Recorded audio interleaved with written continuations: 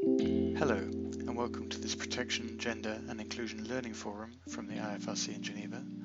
In this edition, we'll be looking at the PGI response to Cyclone Idai in Mozambique. Our speakers today are Daniel Antonio, PGI Officer in Beira, Sandra Omar, PGI and Psychosocial Support Coordinator in Maputo, Maite Sebastian Moncho, the PGI and Psychosocial Support Delegate from 2019 to 2020. And please note that the voices of Daniel Antonio and Sandra Omar are translated from Portuguese into English by Mateus Bizaria. I'm Stephen Wainwright, and I'm the Social Inclusion and Protection Coordinator at the IFRC in Geneva. I think we all know pretty well the context in Mozambique and PGI, of course, related to the tropical cyclone Idai from March 2019, and the cyclone Kenneth, which struck 6 weeks after that. The impact of that was dreadful, of course, with hundreds of people dying, thousands of people injured, destroying around 300,000 homes, destroying more than 4,000 classrooms. OCHA estimated 1 million children were impacted and people with disabilities severely affected. High incidences of SGBV were noted by all humanitarian agencies. Child protection issues were accordingly very high. IFRC then very early on and for up until now, so from March 2019 to now, been supporting Mozambique Red Cross to address all those issues with what is probably one of the most significant PGI, protection, gender and inclusion operations that we've had in IFRC, and was quite well resourced. And the people who are on this call, Maite, Sandra and Daniel, really have been at the forefront of developing and leading that response. So 2 years on, we wanted to take that opportunity to discuss and reflect a bit on what were some of the key successes, the key challenges, the key directions, and some of the future directions that we expect to see from the operation. You know, just maybe to give a big background as to why these things are happening in terms of these bi-monthly calls is really just so that we have the space from a learning perspective to understand what we've done well, what could we have done better, but also where we've made mistakes. Right? And it's just important for us to have that reflection. So I really wanted us to step back a little bit as a PGI team to have that. And then we also have the benefit now of having Fred, who's here. Fred's from the other part of the IPE team, which I manage, who looks after the learning, organizational learning part of it. And so, you know, we also wanted him to come on board to help us for him as well, for his own understanding, but for him to help us to craft this learning strategy, which we're hoping to be part of at some point there. So thanks, Fred, as well for joining that. But really, the space is what we hope is to start the process of understanding what could we have done better, where we made mistakes as well. And I think it's important to pick up those mistakes, because I think that's the only way that we can really address these issues. So really look forward to that. So thank you, Daniel, Sandra, and Maite for this initial, for being our guinea pigs.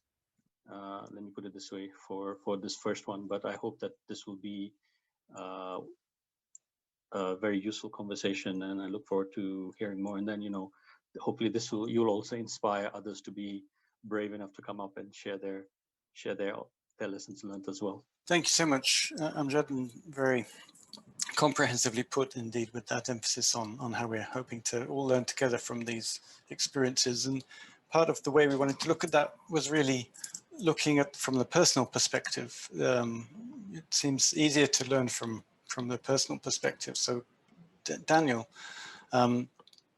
you started right at the beginning of the operation, so you're the most sort of senior person here in terms of time. And what we discussed before was when you started out working in the shelter ERU operation, supporting the shelter ERU, and you had this very strong motivation to move and join the PGI team. So could you just tell us a little bit about what motivated you to join the PGI team and start working on those issues?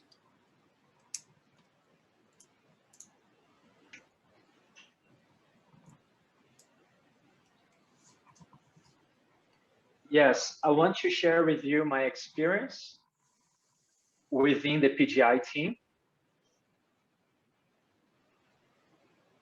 The experience started a bit randomly, to be honest. I was a volunteer. I was a volunteer with the delegate Antonio from the shelter and also other colleagues from the ERUs. And we were doing the beneficiaries registrations. And by the time, we did not have any further knowledge on what PGI was.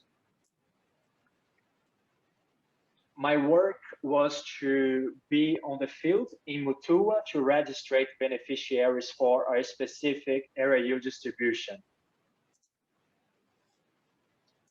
And then I had the chance to work with Maite to organize the first PGI distribution for PGI kits distributions. And I had a chance to work with sensitive teams regarding the Mozambique cultural aspects on, for example, having to understand the men's beliefs regarding PGI distributions for these relief kits.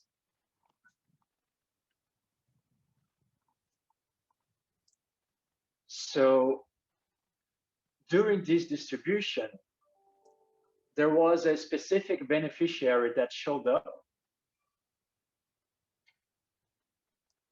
She was a woman that had a physical deficiency.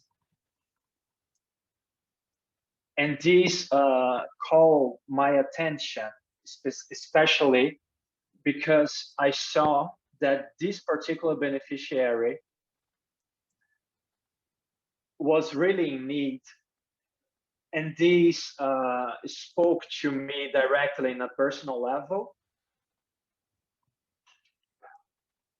in such a way that I knew that we had to give priority for this woman and for these people that might be suffering from specific vulnerabilities.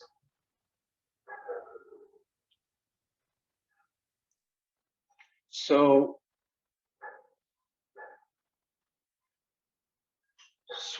when I was having these first trainings for their use and the other trainings, I had this experience to be touching base with this specific context. And then I received further, after some conversations with Maite, I received the invitation to be collaborating for the PGI team.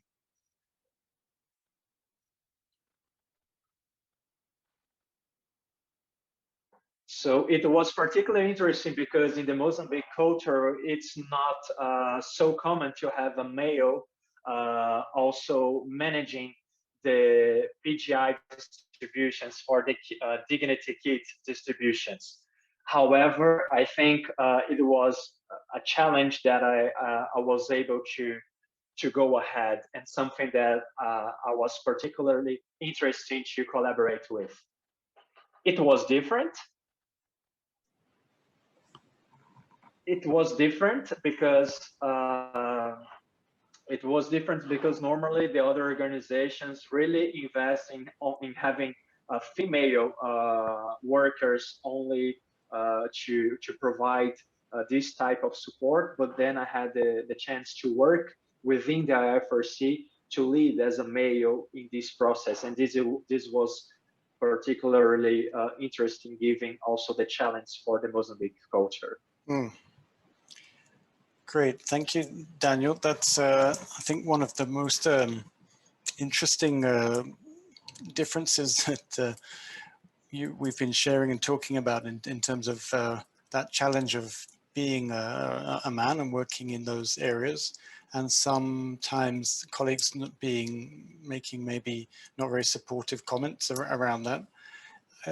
You've been sharing with us that that's changed quite a bit. I mean, over the 2 years of the operation, and the work that you've been doing as a PGI team has helped to make that environment a bit more supportive and a bit more conducive. Can you tell us a bit about that? What has changed, and maybe some ideas of how it has changed or why?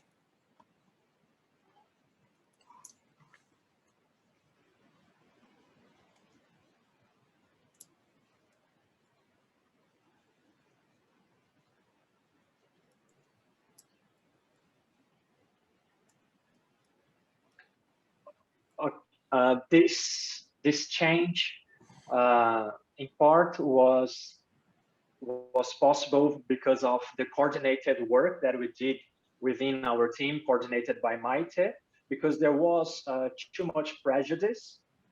So when we were preparing the distribution dignity kits, let's go to Mutua and let's see how we can better support the women. And I was personally in doubt if how I could manage these expectations. And for example, the menstrual hygiene kits, and then having to deal with the community leaders. The real or the most common cultural tradition here, it was a bit weird to having the community leaders from the locations looking at me and then looking, but how are you going to deal with menstrual hygiene kits? And then they were just asking, this young man, it's quite strange. He was speaking about menstrual hygiene. He's not one of ours. This was the term that the community leaders were referring to me. He's not one of ours. But I think that gradually people were understanding that the work of the protection and inclusion was not something exclusive for women. After formations and after having building trust within the communities, we had the communities and the community leaders understanding, and not only the community leaders, but also the colleagues within the team. They were understanding the holistic approach, and then how things were being settling up. And then, fortunately, not only with me, but with other colleagues, and also colleagues could see within their own families, the IFRC teams within their own families, they could see slightly change. We had some very sexist colleagues in our work environment. We had some, for example, a specific department for the fleet department. We had some very sexist comments going on. And they did not understood. They could not understand the PGI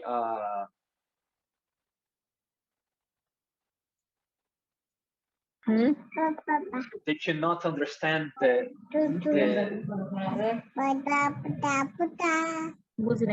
they cannot understand the context. Yeah, sorry guys, there is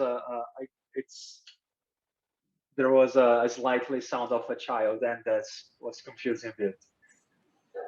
So just to sum up, I would say that the conversations from colleagues, at the beginning, I was not feeling well to lead these conversations. I was talking with my sisters. I was talking, for example, by the time with my girlfriend. But then I can see that things changed for the past times, not only within the team, but also within the team's families environments.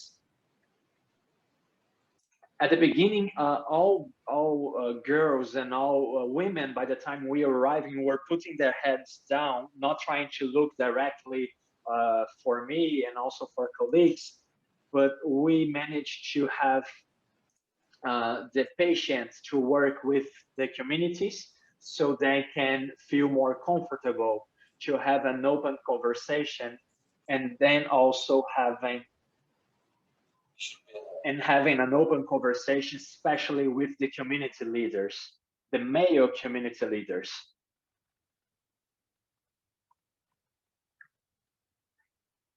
Overall, this is a common job, and it's pretty okay for a male to do this work. Today, we can see, for example, the community leaders are the first one helping to lead the distribution, the kits distributions activities, and we can for sure see that people are more comprehensive and accepting more, not only our work, but also having mixed male and female workers in these areas. Over. Thanks, Daniel, and thank you, Matthias, for the translation. Daniel, so interesting to hear about how you were trying to bring the holistic approach of PGI into different aspects. And as you mentioned, something that was really part of how the whole direction of the program, that Maita, you were really at the forefront when you first arrived, when you originally arrived as a PSS delegate in Mozambique, and then shifted to focus on, well, managing to cover both MHPSS issues and PGI issues. And that's one question I wanted to discuss a bit here. Such a complex operation, so many different elements to it. We had mainstreaming work around PGI, a lot of specialized work on SGBV, as Daniel's mentioned already. We worked on policies, on institutional development, on capacity building. Maybe a simple question with a long answer, but how did you pull it all together? How did you manage to bring all of these different elements, you and the team, into this comprehensive, holistic approach that Daniel's been talking about? Hi, everyone. I hope you can hear me well. I'm very happy to be here. I'm very happy to show, all the work these 2 years, almost 2 years, we've been doing all together. And I guess you saw the changes in the team and in Daniel. So it's been really difficult, tough, the operation. I arrived, as you said, as PSS. Fact, at that moment I was two months, and then I came back as a PGI delegate. Long way to develop. At the beginning, it was more dedicated to support. Always has been to support the sectors, but at the beginning they needed more our support. So we worked together and trying to input in the little space we had, because when you are not at the beginning, when they design the strategy, then it's little space. You have to midstream and work with them. So we try to find this space, and also providing this capacity building, because what was much more important is that we had a lot of people, national staff, working in the field that they didn't know. I would say anything about IFRC and anything related to our policies.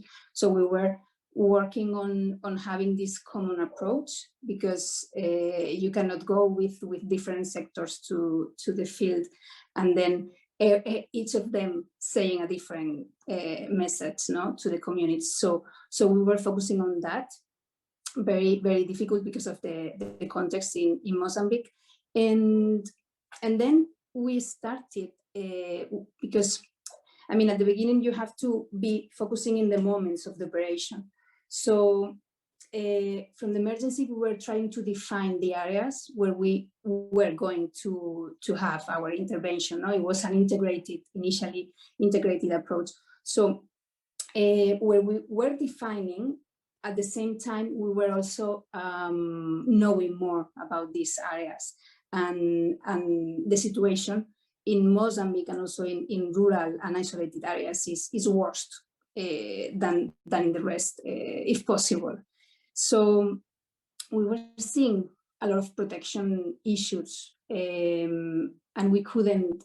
I mean, we have in the sectors, we don't have specialized people.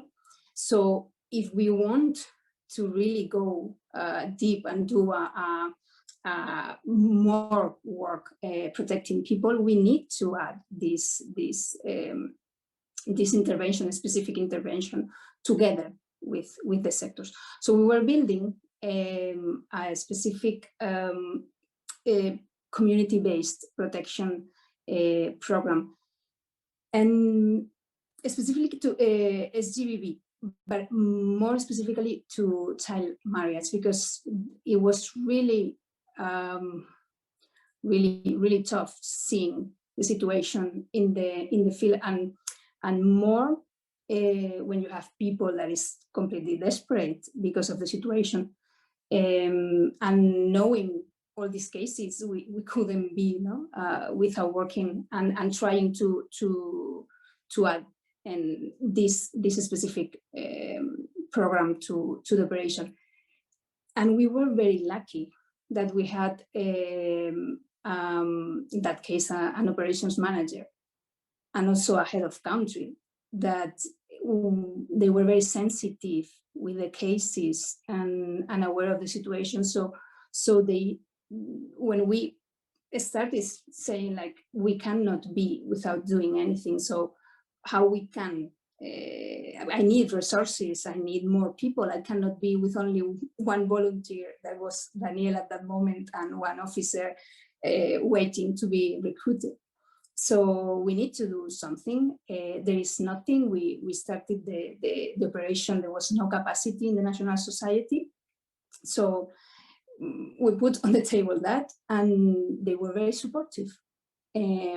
So it was like building this trust in this new approach.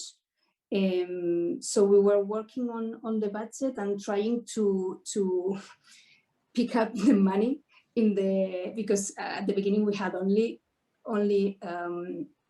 like 200,000 for PGI. So we were like trying, okay, let's see how we can do it, and we managed to find specific space for this intervention. Thanks, and then, Marta. Yeah, and let me just to interrupt briefly there, just to come maybe to Sandra now. I mean, that's a great overview of some of the challenges at the beginning. We maybe try to jump a little bit from what's happening now and what happened in the past. And then Sandra, you've been hearing what Maita has said, and of course you've been working together closely all this time. How does that situation compare to how the operation is going now? Maybe, I think you wanted to share a bit some of the challenges you're experiencing now, and maybe asking also some of the other people on the call working in other regions for their, to share some experience with you. So in terms of this using of the resources that are available and support from the management, is there, how do you see the future of the PGI operation as of today?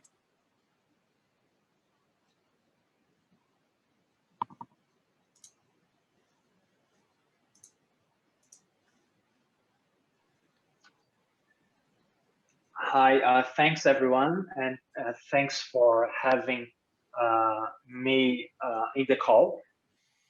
So I will start just taking Maite's lead on, and I'll be touching base about the challenges that she was having by the time, and the ones that I still see today. For example, the budget, it's still ongoing problem that did not stop during Maite's period here. So it's an ongoing challenge, and I would say that it's quite an impossible task to manage the budgets that we have and to plan and to deliver the activities that we wish to do so. So the numbers of trainings that we want to increase and the requests from the national partners regarding the per diems and so on, we have to be negotiating them on a daily basis. However, too often we do not have the budget. To develop them. So this is a ongoing and a remaining challenge, budget-wise speaking, because we do not have the capacity to do so. Regarding the manager supporting, we do have Leticia, which is our manager right now. She gives me some direct support and gives me lots of support in the challenge that I face. She advised me to how I could handle the issues that I face, and also how to obtain things that are not in my level, or who I should look for to have this support. However, I would say that the overall perception that the management have and also colleagues for the PGI sector itself, it's the main challenge. After Maite's role, I think she had an amazing chance to deal and have a role model of the PGI sector, and the expectations for my role were too big. So it was kind of expecting a second Maite to arrive and then having too much expectations on me to deal with so many things that I still have to deal with. So the bar was very high for me. So at the beginning I was struggling a lot. And then I was doing some friendships here and there, and then having a one-on-one with colleagues so we could cooperate as a good team. So I would say that for this part, we are good, and we do have some nice conversations and some nice personal contact within the team. And then just going back for the perception that the management has right now is that PGI should be working as a mainstream approach, but not necessary for a sector on its own. So it's very difficult to change how the things were already structured before. And I'm talking about the community level that is already developed. So when I'm going for a training and I'm going for a monitoring activity on the ground, on the field, I can see the mentality that is being reached within the communities.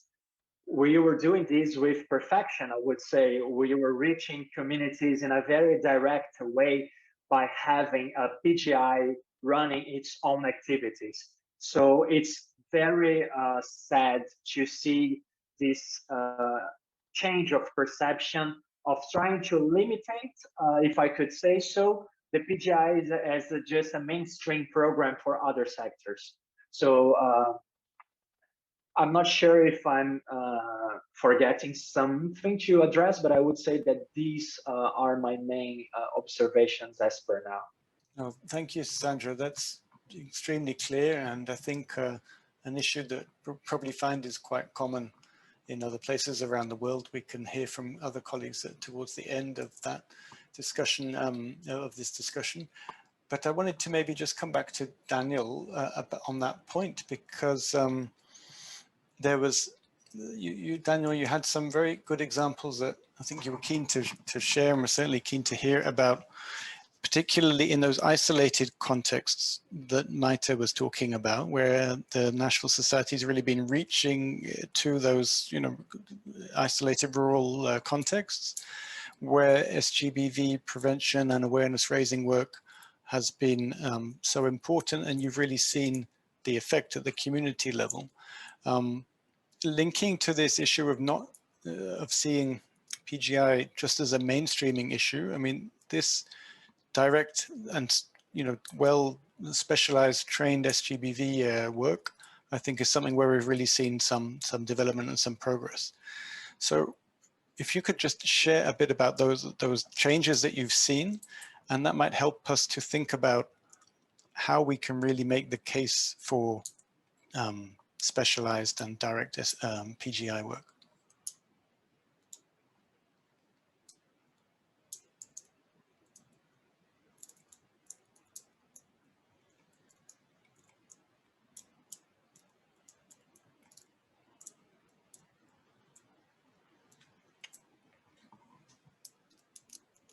Okay. Sim.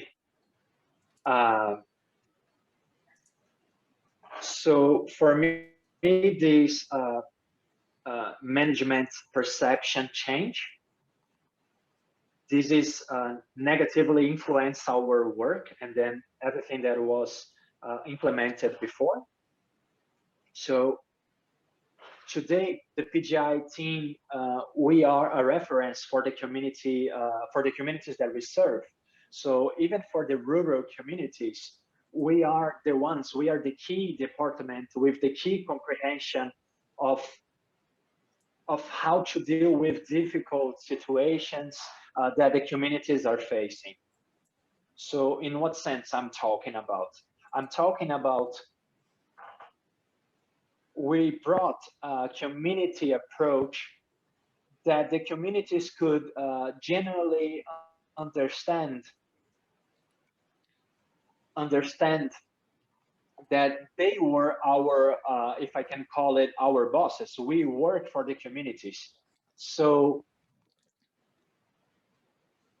they were not just receiving informations about what the IFRC or the Mozambican Red Cross was, but they were really having our trainings and our sensitization campaigns as a referral for the communities. And I'm also expanding these beyond governmental structures and also traditional religious structures. During these meetings, during these trainings, communities were able to brought their questions, their concerns.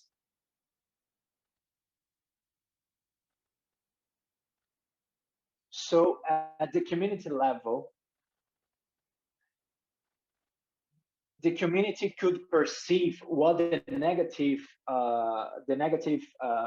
things were, and they could work together with us to slightly change them, or at least try to slightly change them. As we know, they are structure problems that are beyond our capacity, but we could go and change what was under our control.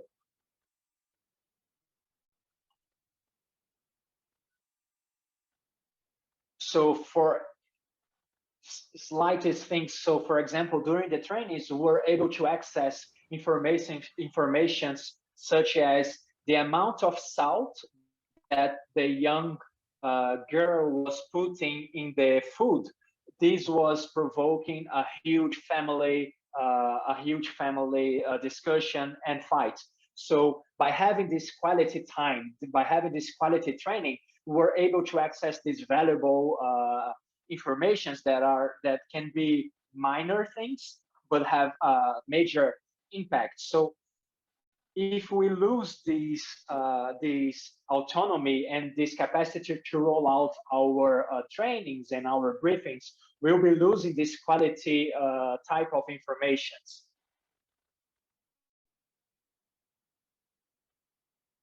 So during this period with all the restrictions, we are losing these types of key informations.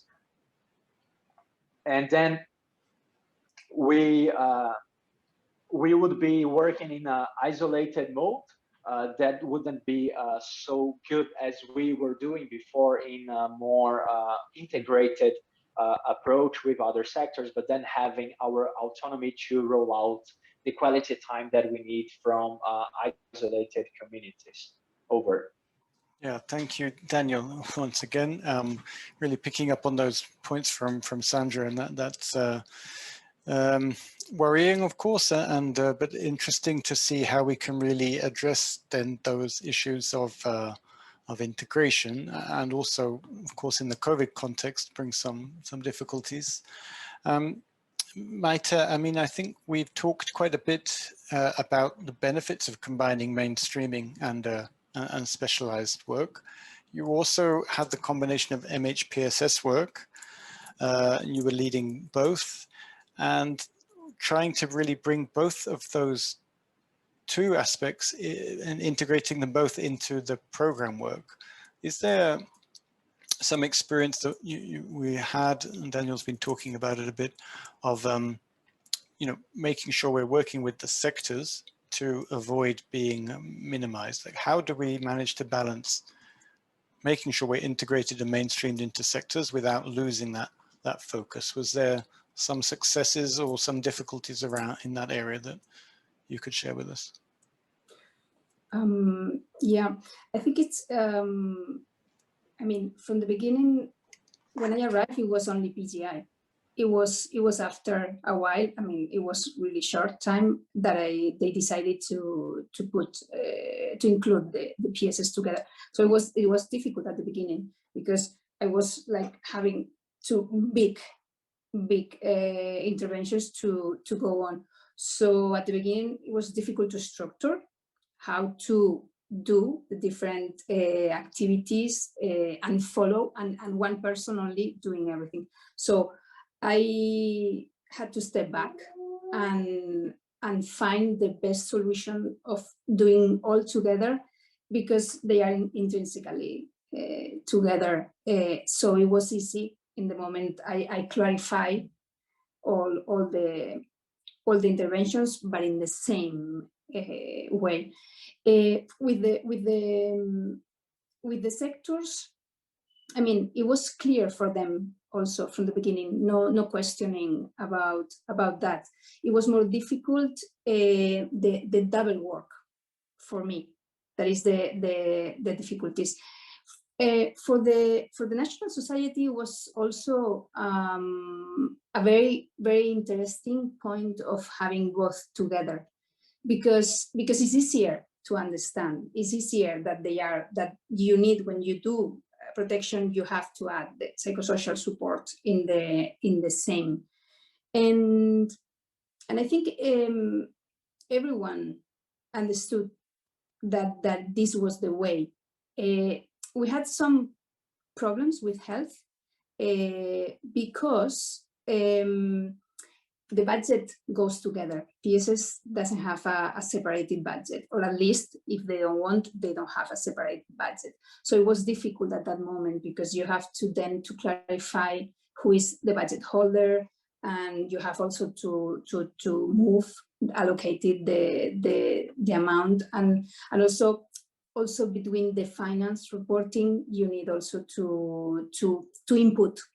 It's not difficult, but it's true that if you plan from the beginning, it's easier to remove or these bureaucracy problems. That the only problem is that for the person that is managing is increasing the level of work. Yeah, thanks, Maite. Coming to that, to some of those, just, I mean, we have to work on, I mean, we're driven, I think you, Maite, Daniel and Sandra and all of us here, really driven by trying to achieve PGI outcomes. We have to work within a certain structure and a certain process, and there's some common issues around that. And Sandra, if I could come to you, because you're relatively new to IFRC, but been doing this type of protection, gender and inclusion work elsewhere. What some of the differences that you've noticed, maybe the good and the bad, between working for IFRC in this context and in other organizations? And is there some some things that you would like to share with us about how we could make those kind of processes a bit better, a bit smoother. Oh, hi. I see you're on the way somewhere. That's good. Yes. Sorry, I had to change. I had to change my current place because we're having some constructions, but I'll do my best to follow up. The major difference that I can see regarding the different organizations that I worked previously, the federation here in Mozambique, for me, it's still behind the other organizations levels in Mozambique. I still think there are a lack of organizations here in Mozambique, so we have too much bureaucracy to organize trainings, or even to have data collection from the PMER sector. So when the sectors is not well organized, compared to the other organizations that I worked in Mozambique, I could see things, I could easily find data and less bureaucracy. So if I have to go for community level support, and I need to have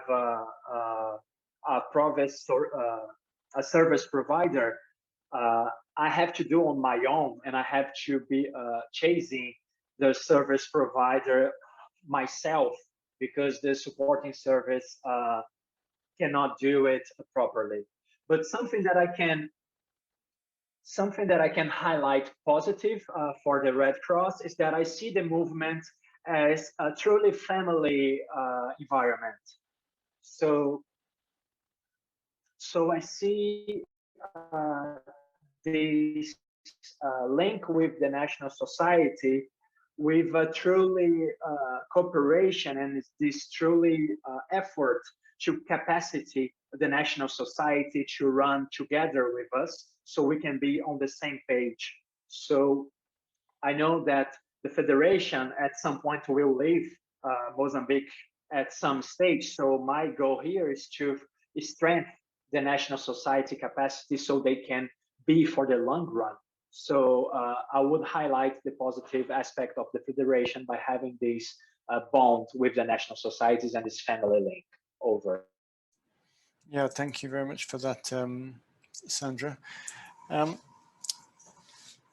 Then I mean, Daniel, you've I think been sharing also in terms of that, some of the strengths of that connection between within the National Society and the Federation, and how that was I think part of the way that you felt the real genuine concern from your side and from the team's side around prevention of sexual exploitation and abuse, and that there have been really some good advances made in that way, despite, let's say, some of the obstacles.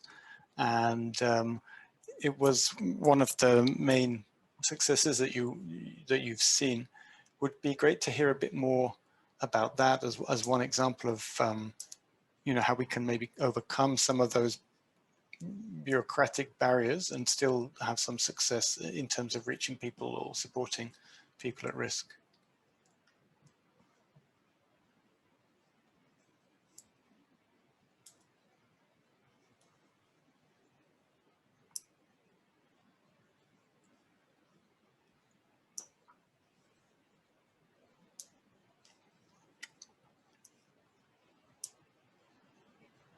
Okay, thanks. So yeah, to talk about this specific team, it's a very it's a team that really it really echoes within the National Society, because it was very sensitive for the National Society to address this, because this is something unfortunately very common in the community level. So to have an institutional policy to address this, it was a challenge, but it was a very welcome challenge for the National Society. So there was absolutely not a standard national policy that could understand even the global context of the policies, and also the adaptation for the current Mozambican context. So during the emergencies, we saw the importance to adapt and having a very structured document that could guide, and then making people accountable to not only know the policy, that this policy exists, but also having the responsibility to follow up and adhere for this policy. We can say for now that this policy at least exists. Of course, there is another challenge, which is to get people to get to know and to own this policy, and to disseminate this policy, and to embrace this policy for the daily routine. But as equally important to have the policy is to implement the policy. And this is the challenge that we are facing now. We are in the stage of adopting, putting the policy into practice. So one of my main tasks right now is to sensitize people to understand the policy first, and then how then in their own specific roles can adopt the policies in their different responsibility levels. So the good thing is that we managed to overcome the challenge of this absence of guidelines. We do have the guidelines very clear now, and then the challenge now is for the top to the bottom, and from the bottom to the top level of the National Society to have the adoption of the policies. We are slowly getting there. That's wonderful. I love this bottom to the top and top to the bottom. I think we have to go all the way from the left to the right and from all angles. And Sandra, you've been sharing earlier that certainly there isn't one way that people interpret that policy, and that there's a lot of different interpretations of both the PSEA policy and also those other institutional policies that were adopted during the emergency phase. What's the greatest challenge there in terms of differing interpretations of how to implement it? We have it on paper, now we need to do it. What are really the biggest differences of opinion there, or different interpretation?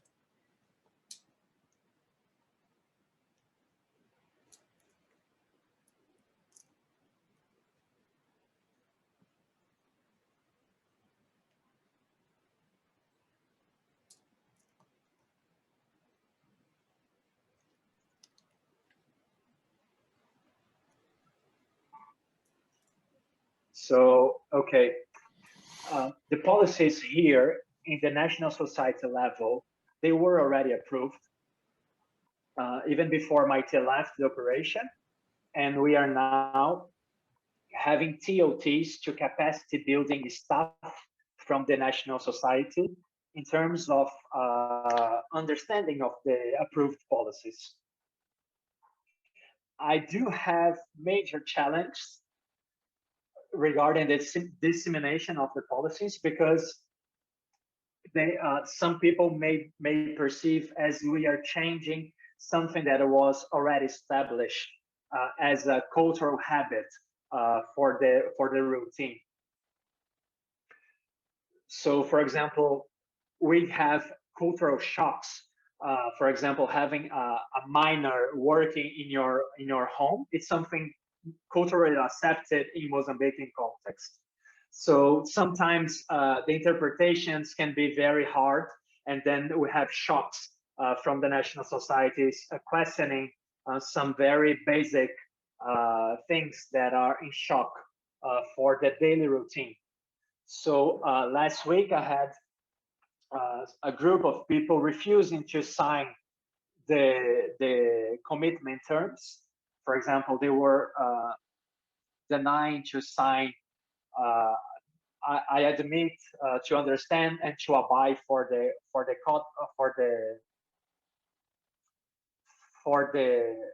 commitments, and we had to ask for the human resources colleagues to step in and to explain a bit further, so they could understand that this wouldn't be making any harm for them in terms of contracts and so on, because people were afraid of the level of accountability that they would be facing in their own personal environment. So this is the type of challenge that we face. So we have to explain, and then having to do an advocacy work for colleagues that work with us and for the National Society, so they cannot perceive this as a war or something that we are changing dramatically the cultural of everyday life. But there are some minimal standards that you as a Red Cross worker and having the contact with this operation, you should be following through. So this is some of the examples that we are still facing. That's great, Sandra. Thank you so much. I think we all can connect with that issue that, you know, to one extent, if there isn't some difficult conversations and some uncomfortable feelings from really implementing PGI policies, then probably we're not doing our work well enough. It should be provoking those difficult conversations. But we need to make sure that people are not feeling, like you say, it's a war or there's a challenge. We'll have a few more questions, with 5-10 minutes more questions, and then we'll, from me, and then we'll be very happy to spend the last 20 minutes hearing some questions from the other people on the call. Do please put questions in the chat already, as you've been reflecting a bit on what you've heard so far. If you have comments or questions to Maite, Daniel, Sandra, to put them in the chat. We'll also open the microphones. So just a sort of early warning before we start that in a few minutes. Before that, Maite, I wanted to come back to you on this theme of, you know, cultural differences or perceived cultural differences and different understandings of cultural differences. This, of course, is really at the heart of the many levels of training that were developed for volunteers, for staff, and then those trained volunteers and staff training police, members of the police, teachers, other humanitarian agencies. There really was and still is a lot of training at many different levels. What would you say was really some of the, did those trainings properly and sufficiently address some of these issues around, is this a culturally accepted norm, or is it actually something that is only culturally accepted by a small section of the community? And that's why we need, I mean, that sort of issue. How successful do you think the training was in addressing that, you know, core issue of different perceptions? And maybe what would you do differently if you were going to start that training design and development again? Yeah, I mean, when we started knowing all the context, not only the beneficiaries, but also the volunteers that we had, and following what Sandra and Daniel said, we found really challenging situations. I mean, the basics, the volunteers didn't know the basics of the principles of Red Cross. And we had cases of volunteers that were married with children. So I mean, this is the context we have. But when we designed the trainings, is as Daniel said, I mean, the trainings is a kind of assessment, and you are having a dialogue with the people. You are not introducing concepts that are like more in a different level that they are. You are trying to go from the basics and then assuming different levels. It's the only way that people can understand. So, I mean, this was how we plan and design the trainings, and looking for the results, and then knowing if they understood or not the content, then you go to a different level. But it was, I mean, the support we had and we are providing the volunteers to do the work is really, really high. I mean, and if you ask Daniel or Sandra, Daniel, I think it's more in the field with the volunteers. We have to support every week them. I mean, it's like this. And we have had trainings with them, lots of trainings, but it's the context. We have a really low level of understanding, education, and also a high level of illiteracy. The trainings are designed and not, I mean, we are not putting the people in a situation that they don't understand. What we try is to go as working with the National Society step by step.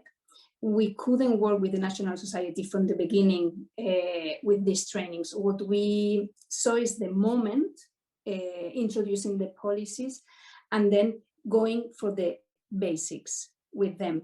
But it's true that the resistance is everywhere. I mean, in Mozambique, these are the examples of resistance.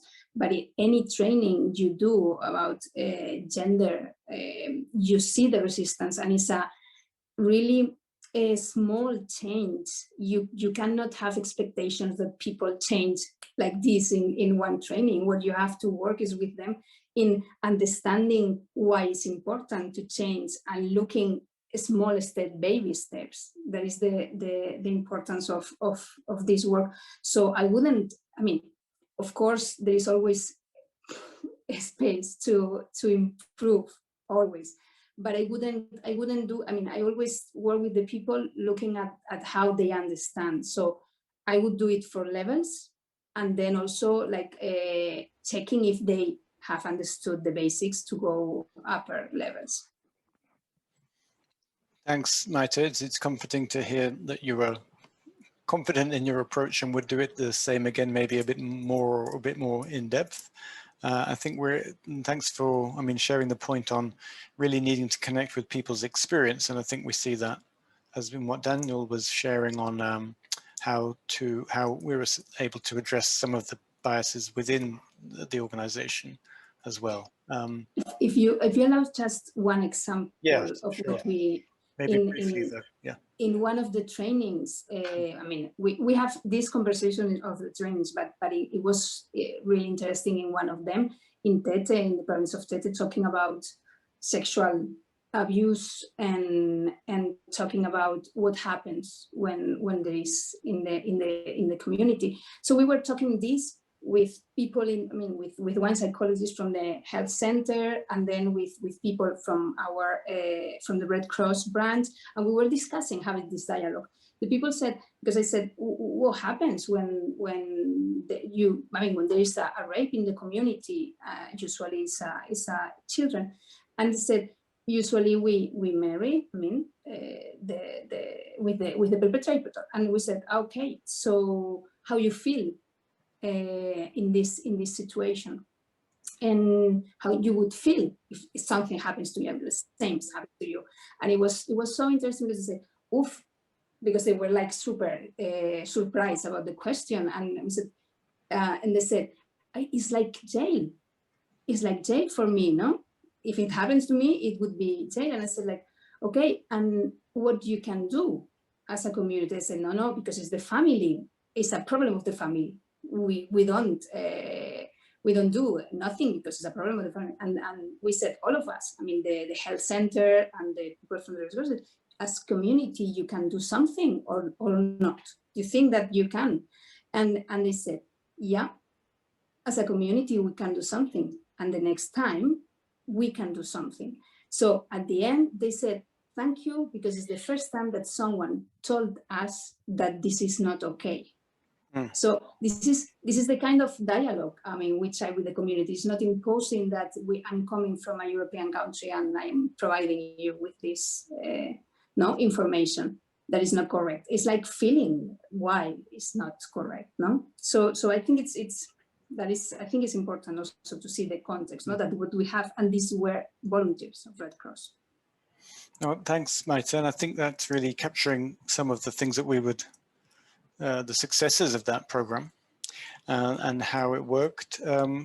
Now we're running a little to the end of that time, and no questions yet in the chat, but I'll offer people the chance to chip in, maybe raising a question. I see that Amjad has a question, or has his hand.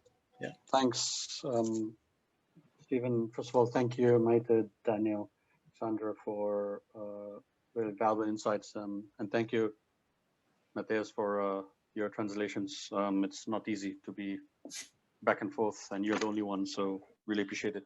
I actually had a question to all three of you.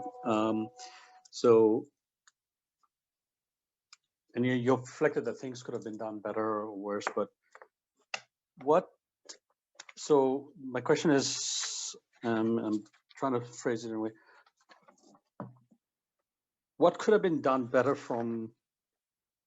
okay, let me put it this way to Maite, right? What support could have been done better for you to enable you to do the job more efficiently on the ground, particularly from Geneva, and you know what, in hindsight now you're looking at saying, I should have got this from Geneva. And then maybe the question to Daniel and to Sandra is, right now, if you were leading and managing this program on the ground, what would you expect from Geneva, and what would you not expect from Geneva, right? Where you kind of think, well, or from other colleagues from Geneva or from the African Regional Office, like saying, I need this from them, but I really need them to avoid bothering me on this, right? So is that clear? I mean, I'm not sure whether I phrased it, but so to Maite is like, what would you have expected from us to do better? And then to Daniel and to Sandra, what would you like us to do more of and less of? I think that I start, right? For me, I think it has been, I had a support from Kaisa at the beginning, and she was close to me, no, asking what were the challenges, and also trying also to guide and support with documents when I needed. So this was really important, more at the beginning of when you are deployed, because it's true that everything is running, so you need this support. I think it's I mean, the way of knowing that you are there and that you can support when it's needed. For me was the most important, to know that if there's something, there is a problem, you can help.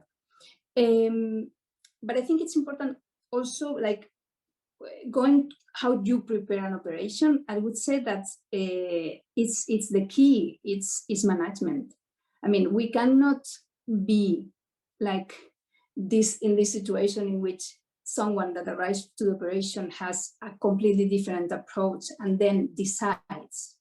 So I think it's important to really prepare well management, but also checking with them, no?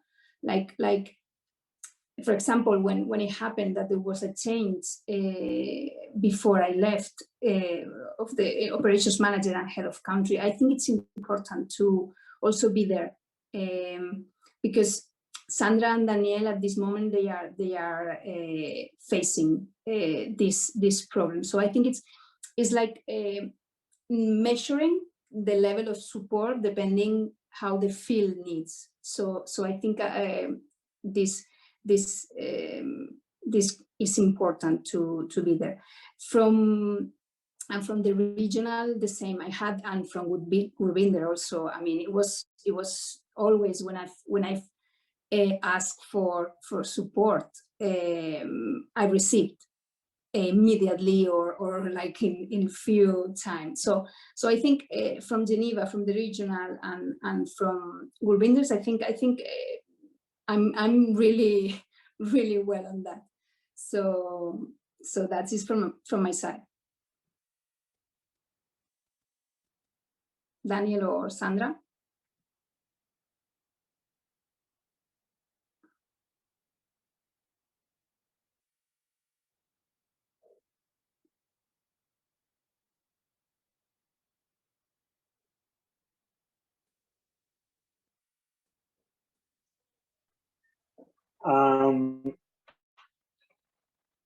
From my part,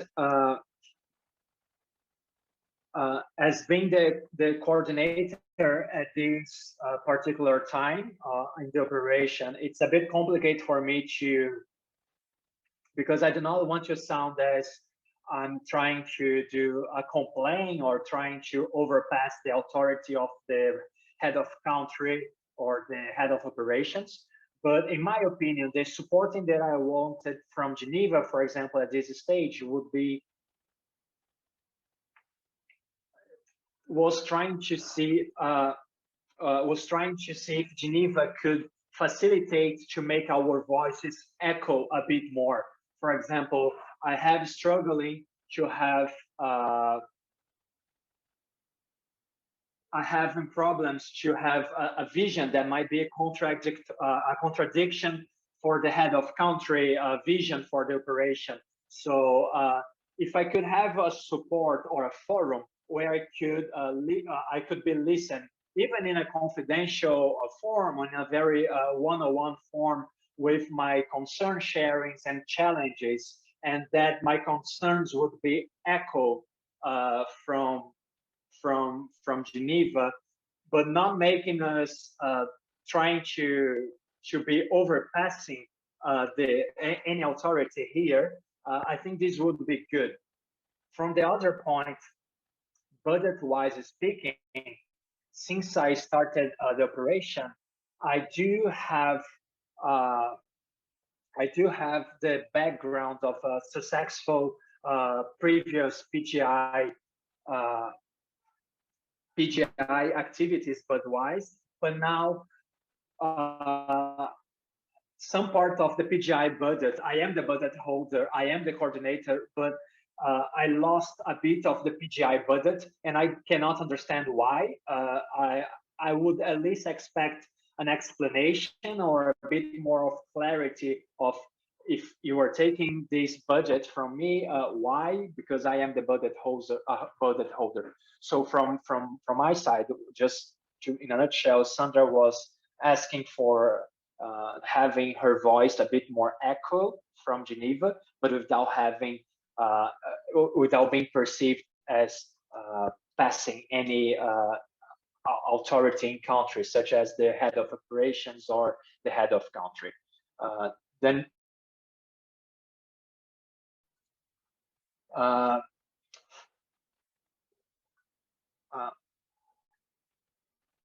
if I could understood properly, from the support that I wished to receive from Geneva, from the regional office today,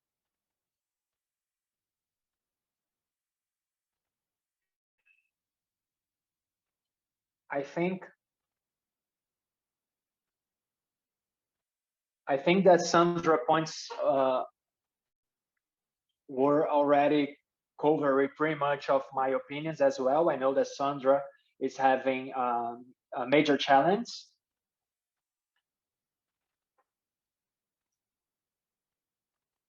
So I know that she's having lots of adversities to go through. So I'm not sure if the Geneva regional or even the management here, it would be good to have a space so people could understand a bit more clearly on what the PGI work is, because there is a lack of clarity, at least now, from the management here.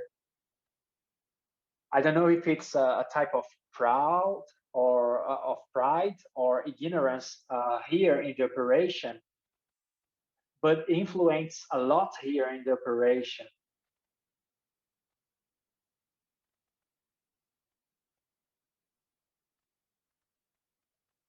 the way the business are running today here, I think we are lacking a lot of efficiency, and also even the personal way that we are feeling here in a personal level, it's not good. We are facing lots of bad impressions of how the operation is running right now. So of course, this is echoing not only in PGI, but overall in the operation, in a professional and in a personal level. So from Geneva, I would ask a bit more of compassion. This is the word that I would ask, is that a bit more of compassion for the ones that are working here in the IFRC operation. It's not only a PGI matter, but it's there are lots of other business matters that are broader than our sectors here, that are jeopardizing the operation. So it would be good to having a peer-to-peer experience as we are having right now, to see if the challenge that we face here in Mozambique are challenges that other colleagues in the regions are also facing.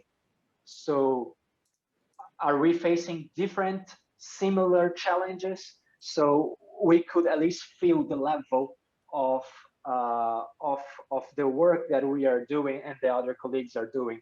I know this is a very sensitive topic, and I know this is not the forum to raise all of them, but at least this would be my thoughts.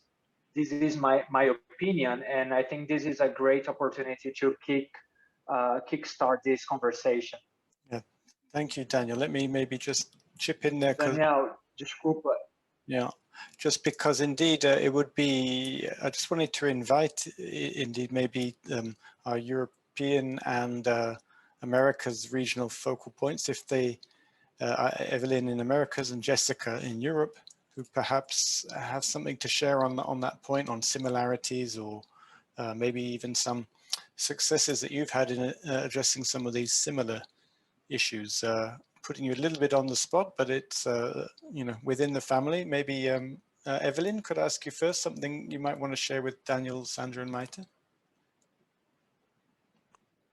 Thank you, Stephen. Well, to start, it was very interesting to get from them their experience.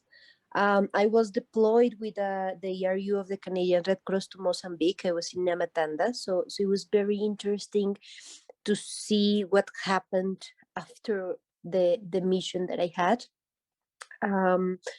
I remember we also did a gender-based violence briefing with health personnel. And I completely agree with Maite's approach, because when you get too technical into some definitions, instead of recognizing the specific cultural perceptions towards a specific risk, there is where you create even a barrier itself. Maybe if I can ask, if it is possible, in terms of facing these challenges, for example, of early marriage and GBV as a cultural practice who can be normalized, what will be like the key alliances we should do in a very similar mission to this, in terms of, for example, mitigating the effects in the survivors, for example, providing support to children on PSS, linking them with livelihoods, providing them education in emergency. So how do you see the link with other areas of focus where there's this kind of very complex situations, very rooted in the cultural background we have? That's my question, but also I want to congratulate you and appreciate the efforts to share with us this lesson learned. Thank you.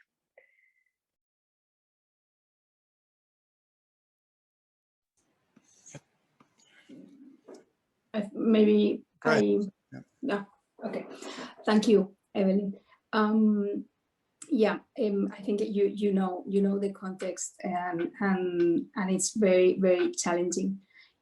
When we approach the community, when we try to do something, no, to do some an intervention that it was for the community, but it was also looking at sustainability, because thinking that we are going to be for 2 years, and then maybe the National Society can go on with the activities, but maybe not really.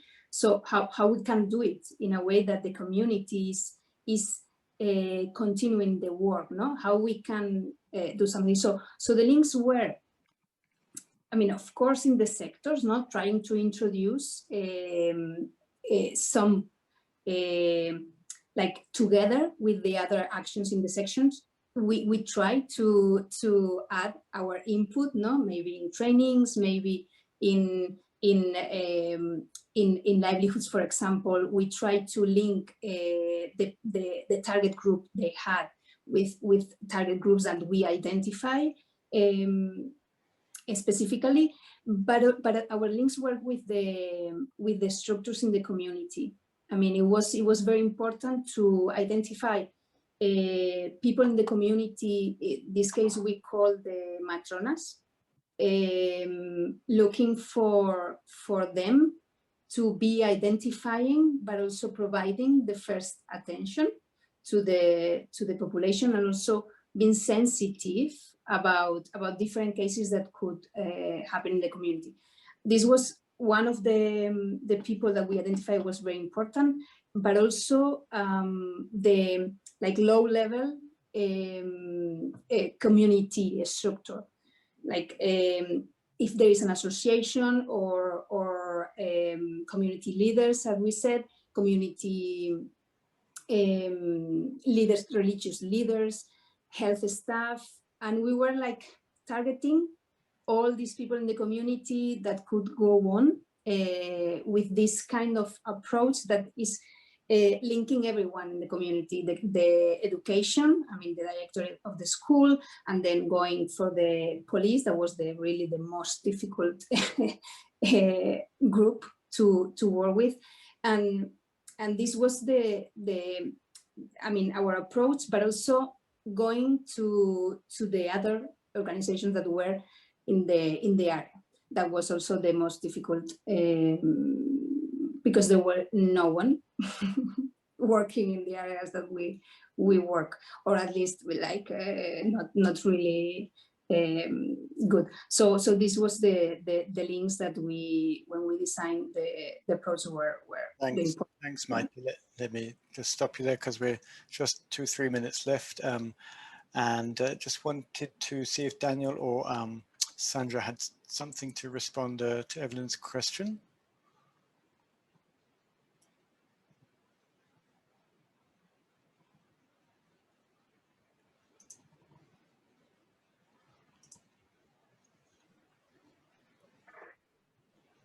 Okay, so Sandra just wants to complement a bit of Maite was already speaking. So, for example, I think we could, for example, take the target group, for example, the community leaders, and we can train them in PGI, a bit in PSS as well. We could work with religious leaders as well and do something similar.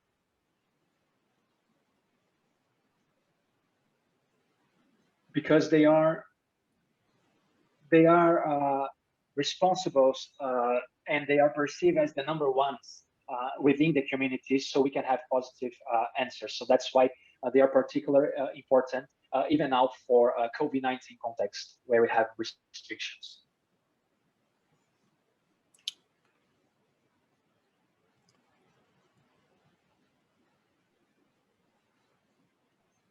Over. Okay, right. Thanks, because I couldn't see Sandra anymore.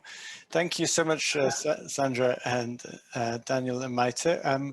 We are 1 minute to the scheduled time of the ending here, so just going back to gallery view on the recording, and We did have regional focal points from Africa, but they had to step out due to baby crying issues, doing some childcare. So Maureen sends her apologies for that.